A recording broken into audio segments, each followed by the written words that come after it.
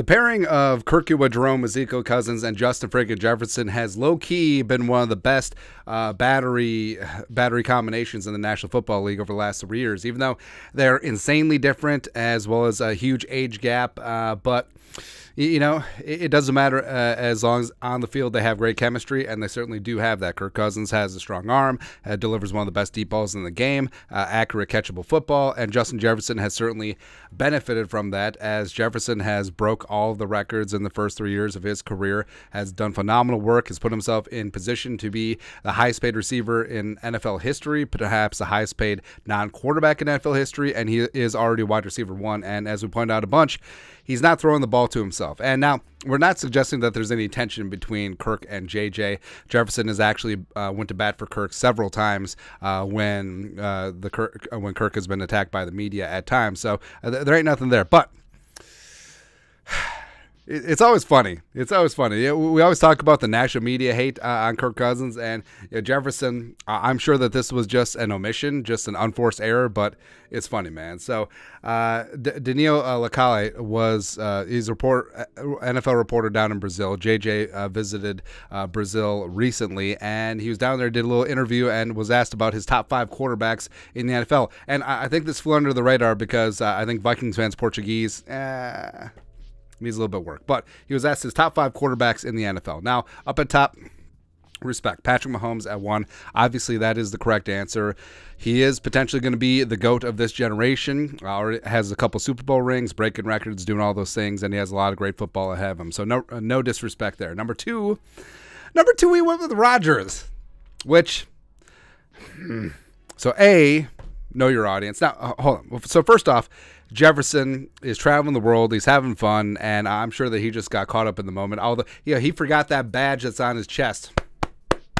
Whatever. But, I mean, I understand that he's going with Rodgers because of, like, you know, respect for your elders, historical, all that stuff. But, I mean, Jefferson saw Rodgers was not very good last year. Like Rodgers statistically was behind Kirk Cousins in nearly every single major category, as well as him and the Packers offense last year. They were run-first offense because they couldn't trust a quarterback. So JJ's purely going off of legacy and respect there, but hard disagree. Hard disagree. He's number 2. Number 3, obviously, Jumpin' Joe Burrow, yes, is in the top 5. And, of course, they go way back like chiroprac.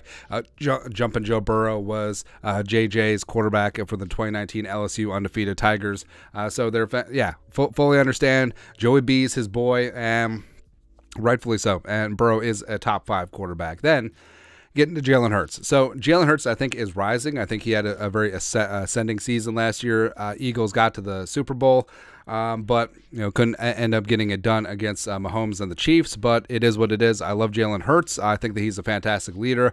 I think, is he quarterback 4 in the league right now? Probably not, but he's certainly up there. And then he had number 5. He had to think about number 5 for a little bit, and ultimately settled on Josh Allen. And it was weird because he said Josh Allen, and then it sounded like he said Kurt Cobain. So it sounded like he said Kirk, but I think he said Kurt Cobain, which, I mean, what does Josh Allen have in common with Kurt Cobain? I mean, Josh Allen is more Kirst Novoselic given their height and weirdness, I guess. But, okay.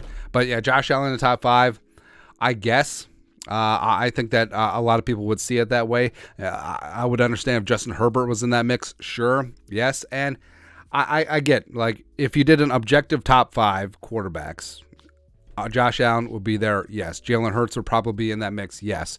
Joe Burrow obviously would be there, yes. Mahomes would be there, yes. Aaron Rodgers would not be.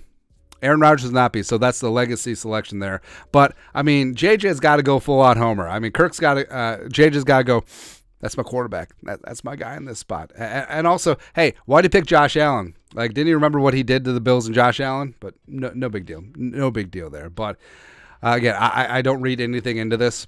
I'm sure this is just like a casual omission, and Kirk is his guy, and there's no friction in that spot. But I just think it's funny. I just think it's funny, man. Obviously, objectively, would you say Kirk is a top 5 quarterback?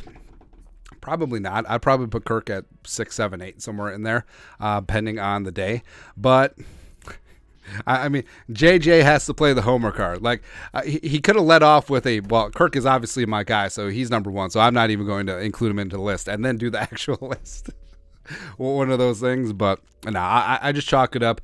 JJ having a blast in Brazil, getting caught off guard in it seemed like a very casual interview, didn't have his game face on, and just sort of, let one by the goalie. It happens, man. It certainly happens. But your thoughts are no thoughts.